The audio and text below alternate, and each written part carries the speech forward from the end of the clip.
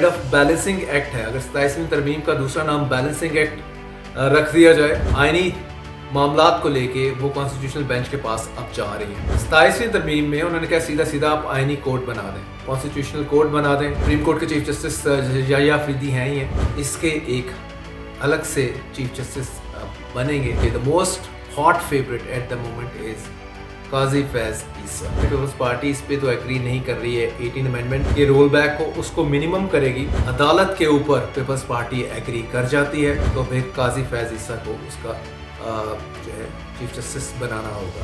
अस्सलाम वालेकुम, मैं जुल्करनैन ताहिर। हर तरफ बात है 27वीं तरमीम की। 27वीं तरमीम में ऐसा क्या है? सबसे बड़ी बात यह है कि इसमें बैलेंस ऑफ पावर किया जा रहा है सूबों में और फेडरेशन में।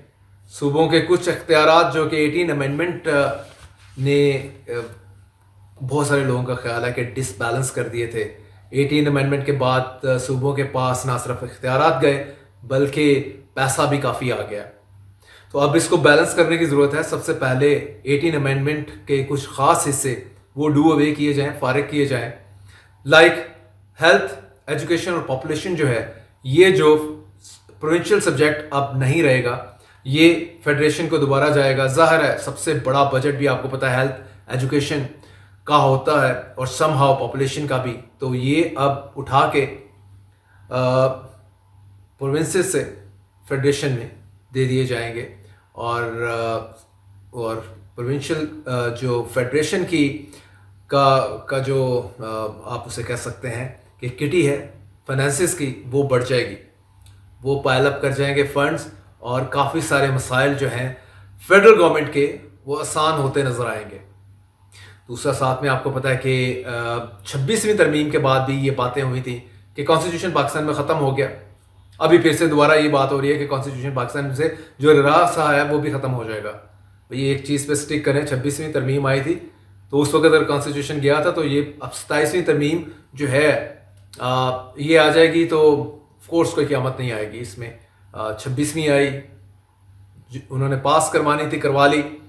27वीं भी करवा लेंगे। 27वीं में कुछ चीज़ें जो रह गई थी 26वीं तरमीम में, लाइक जिस तरह पहले 18 अमेंडमेंट के पॉइंट ऑफ व्यू से कि एज ए होल वो रोल बैक हो रही है। नंबर 2 आ जाए उसमें आर्टिकल 243 है, ये आर्म फोर्सेस को लेके उनकी पावर्स और प्रेसिडेंट की पावर्स को है कि प्रेसिडेंट के पास अपॉइंटमेंट की अथॉरिटी है। इवेंचुअली चीफ प्राइम मिनिस्टर जो है वो यूजुअली आर्म फोर्सेस के सरबराहान को जो है वो शॉर्टलिस्ट करके समरी आगे प्रेसिडेंट को भेजता है अप्रूवल के लिए। और इसके ऊपर अब डिबेट होनी है कि ये भी पावर ऑफ बैलेंस जो है इसको बैलेंस किया जाए। तो बहुत सारी चीज़ें बैलेंसिंग होनी है, तो ये it is kind of balancing act है। अगर 27वीं तरमीम का दूसरा नाम बैलेंसिंग एक्ट रख दिया जाए तो बिल्कुल आउट ऑफ प्लेस नहीं होगा, बिल्कुल total reference to the context है।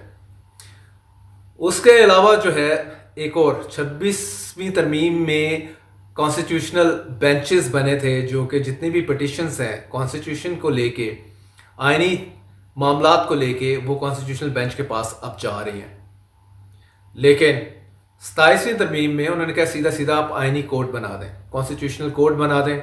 और यहाँ पे एक और इंटरेस्टिंग मुद्दा चल रहा है कि इसका पहला, यानी कि फर्स्ट टाइम कॉन्स्टिट्यूशनल कोड बनेगी तो इसका पहला चीफ जस्टिस कौन बनेगा। Parallel as a whole supreme court के चीफ जस्टिस याह्या अफरीदी हैं ही हैं, लेकिन इसके एक अलग से चीफ जस्टिस बनेंगे आईनी कोर्ट के। और उसके लिए the most hot favourite at the moment is Qazi Faez Isa. इस टाइम यूरोप में है, काफ़ी खबरें उनकी यूरोप से ही जनरेट हो रही हैं। कभी कोई स्पेन से खबर आ रही होती है उनको लेके और कहीं और से, लेकिन उनका इस टाइम चीफ जस्टिसशिप को छोड़ने के बाद, मीन रिटायर होने के बाद, एक्सटेंशन वाला मामला तो नहीं उनका हुआ था, तो उसके बाद वो पाकिस्तान छोड़ के अपना यूरोप में पाए जा रहे हैं इस टाइम। खैर, उनको कौन चाह रहा है कि वो आईनी कोर्ट के पहले चीफ जस्टिस बन जाएं, तो जा रही हैं सब नज़रें पीपल्स पार्टी की तरफ।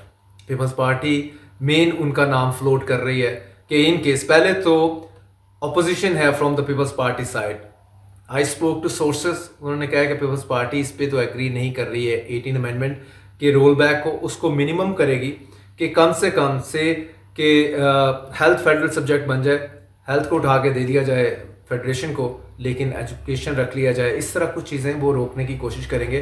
तो टोटल 18 अमेंडमेंट को वो रोल बैक होने नहीं देंगे। एक और चीज़ है, एनएफसी जो अवार्ड है, जो आपस में पैसे बांटे जाते हैं सूबों में और फेडरेशन में, उसको भी बैलेंस आउट करना है। तो इस पे पीपल्स पार्टी अपना पूरा कंसर्न शो करेगी और गिव एंड टेक की पॉलिसी चलेगी आगे चल के, और जिसमें यही है कि एक सोर्स का कहना है कि अगर आईनी अदालत के ऊपर पीपल्स पार्टी एग्री कर जाती है तो फिर काजी फैज़ ईसा को उसका जो है चीफ जस्टिस बनाना होगा। लेकिन बाय द वे यहाँ पे ये भी बड़ी बात क्लियर है कि काजी फैज़ ईसा ऐसा नहीं है कि वो he was supportive of PPP और नॉट सपोर्टिव ऑफ पीएमएल नून। वो तो जिस तरह से उनका सारा कंडक्ट रहा है दोबारा से, मतलब चीफ जस्टिस बनने के बाद से टिल रिटायरमेंट, उसमें तो it was very well clear कि उनका रुझान किस तरफ था। पीटीआई उन पे बहुत सारे एलिगेशन लगाती रही है। पीटीआई कहती रही है ये एलिगेशन नहीं है, इसने काजी फैज़ ईसा ने हमसे जो है हमारा इलेक्शन सिंबल छीना और इलेक्शन में हम बगैर किसी सिंबल के गए, इंडिपेंडेंट कैंडिडेट के तौर पे गए, और सोमसो और बहुत सारे इक़दामात हैं जो कि पीटीआई कहती है कि काजी फैज़ ईसा ने मेक श्योर किया है कि जो पीटीआई को इलेक्शन से बाहर रखा जाए। इवन लियाकत चट्टा जो कमिश्नर रावलपिंडी थे, उन्होंने भी एलिगेशन इन पे डायरेक्ट लगाया था कि चीफ इलेक्शन कमिश्नर और chief justice Qazi Faez Isa of that time, 2024 के इलेक्शन की बात कर रहा हूँ, फरवरी के बाद, उसके बाद लियाकत चट्टा का ये इल्ज़ाम था कि दोनों इसमें शामिल हैं जो कि इलेक्शन चोरी किया है। तो बहुत सारे सीरीज ऑफ एलिगेशन हैं काजी फैज़ ईसा के ऊपर, लेकिन ये तीनों पार्टीज़ के लिए, तीनों पार्टी से मुराद पीपल्स पार्टी, पीएमएल नून और ताकतवर हल्के, इनके एज ए होल फेवरेट हैं या एज ए होल इनके साथ बड़ा अच्छे तरीके से चले हैं अपने टेन्योर में। तो पीपल्स पार्टी की ये थोड़ी सी ज़्यादा गुड बुक्स में है क्योंकि जो है इनका केस जुल्फ़िकार अली भुट्टो का केस इन्होंने टेकअप किया और बताया कि जुडिशरी ने ये जुल्म किया है, जुडिशरी ने उनका एक तरह का जुडिशल मर्डर एंडोर्स किया और ये गलती की, और इसको वो उन्होंने अनडू किया। आल्दो कि उनका हिम्मत नहीं पड़ी कि जो मिलिट्री डिक्टेटर जनरल ज़ियाउल हक हैं उनके हवाले से वो खुल के बात करते किस तरह से उन्होंने जुडिशरी को मैनेज किया और ज़ेड भुट्टो को फांसी पर चढ़ाया। ज़ियाउल हक का रोल वो बिल्कुल साइड पे करके सिर्फ और सिर्फ उन्होंने इसको महदूद रखा जुडिशरी के ऊपर कि किस तरह से जुडिशरी इस्तेमाल हुई, लेकिन जिन्होंने अदलिया को इस्तेमाल किया उसके ऊपर वो बेचारे लब कुशाई नहीं कर पाए। कैसे करते, बड़ा मुश्किल था उनके लिए। तो इस हवाले से ये एक इनका पीपल्स पार्टी के कॉन्टेक्स्ट में कि एक चीज़ इस्टेब्लिश हो गई कि जुल्फ़िकार अली भुट्टो का मर्डर जो था वो जुडिशल था, उनको फांसी पे चढ़ाया गया। कानूनी तरीका तो ऑप्ट किया गया लेकिन वो सारा शैम, झूठा, फॉल्स और मैनेज्ड था। तो ये एटलीस्ट जो है अब सुप्रीम कोर्ट ने इसके ऊपर मोहर लगा दी है।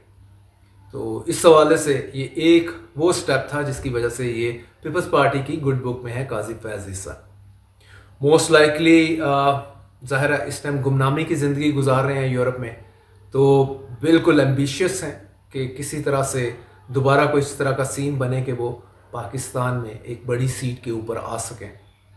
और आईनी कोर्ट जब अलग से बन जाएगी तो जितने भी आईनी, अब जिस कॉन्स्टिट्यूशनल बेंच के पास जा रहे हैं मामला, ये अब जाएंगे सीधे फिर आईनी कोर्ट पे, और काजी फैज़ ईसा विल मेक श्योर बाकी चीज़ें कि किस तरह से स्मूथ फंक्शनिंग करेगी आईनी court parallel to our supreme court.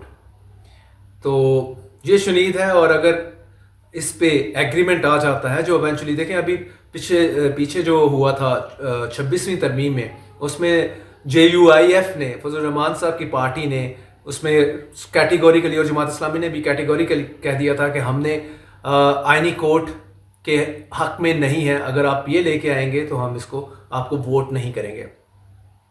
Government को आईनी कोर्ट को ड्रॉप करना पड़ा बाय दैट टाइम। تو اب یہ بھی ایک بڑا مرحلہ ہوگا کہ پہلے پیپلز پارٹی کو آن بورڈ کر کے پھر جائیں JUIF کی طرف. تو کیا وہ جو 26ویں ترمیم کے ٹائم پہ فضل الرحمان صاحب اس کے حوالے سے بہت اسٹرانگ ریزرویشن رکھتے تھے تو اب وہ اس کو ایگری کریں گے؟ یہ بھی دیکھنا ہوگا، جو کہ بظاہر لائکلی ہے کہ وہ سبھی کو ایگری کرنا پڑے گا. جو ترمیم ہونے جا رہی ہے، جو چیزیں اب اس میں انہوں نے ڈیسائیڈ کر لی ہیں وہ سب ہوں گی. کوئی ہیوی ہارٹ کے ساتھ سائن کرے یا کوئی لائٹ ہارٹ کے ساتھ سائن کرے، سب کو اس کے اوپر اپنے سگنیچر کرنا ہوں گے. اور یہ بل آج سب سے بڑی جو فنی سٹیٹمنٹ ہے وہ foreign minister deputy prime minister Ishaq Dar کی طرف سے ہے کہ کوئی ایکسٹرنل پریشر نہیں ہے اس امینڈمنٹ کو لانے کے لیے. تو پتہ نہیں وہ ایکسٹرنل پریشر شاید امریکہ، سعودی عربیہ، قطر کی بات کر رہے ہیں یا کہ کسی اور ایکسٹرنل پریشر کی کر رہے ہیں. Of course PML Noon subservient ہے اس سارے معاملات میں، دیکھتے ہیں بڑے اچھے طریقے سے.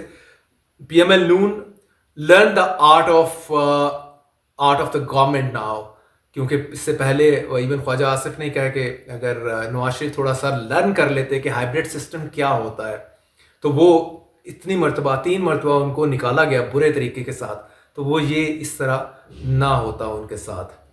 تو اٹ واز بیٹر کہ وہ صاحب جو ہیں اب کچھ لرن کر گئے ہوں گے، ان کا خیال ہے خواجہ آصف کا. اور ان شارٹ یہ ہے کہ اس کے بعد شہباز شریف تو ویسے ہی گڈ لرنر ہیں اور بڑا اچھے ہائبرڈ سسٹم کو چلا رہے ہیں یا اس ہائبرڈ سسٹم کے اندر رہتے ہوئے چل رہے ہیں. تو PML نون پرفیکٹلی پلیسڈ اچھی لرننگ کے ساتھ اب 27ویں ترمیم لائے گی.